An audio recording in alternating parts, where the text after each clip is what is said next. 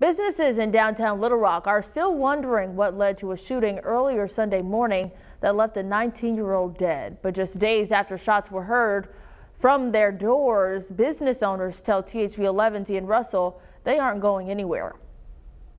Evidence markers like this one are pretty common to see here around 4th Street in downtown Little Rock, and unfortunately it's not the only reminder of a violent weekend in the city.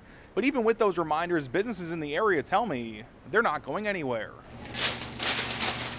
There's a lot of hurdles that comes with owning a business. Staffing, COVID, prices, inflation, it all hits you. Chris Brays knows that better than most. You don't make it to a decade as a business owner without overcoming those challenges. We've been through our downs and ups, COVID, everything as a restaurant. But there's a new one he's now dealing with, something he hasn't ever seen before. I think my heart just kind of dropped, you know. Early Sunday morning, LRPD responded to a shooting scene where a 19-year-old had been shot.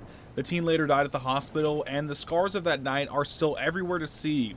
Bullet holes litter nearby buildings, evidence markers stand out on the concrete, and in Brays restaurant, a reminder of the weekend past. Especially in a business, I mean, it's one problem after another, and it's how are you going to go about solving it? LRPD is working on that. A spokesperson for the department says they're investigating.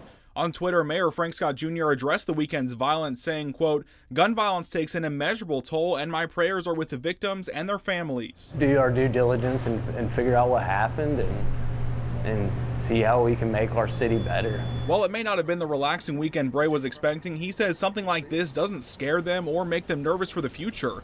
After all, you don't make it a decade without pushing ahead to tomorrow. All we can do is just keep going, no matter how bad it gets.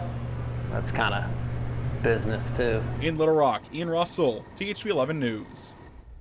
As Ian mentioned, we are still waiting on more information from LRPD about the shooting. When we get that information, we'll keep you updated here and over on THV11.com.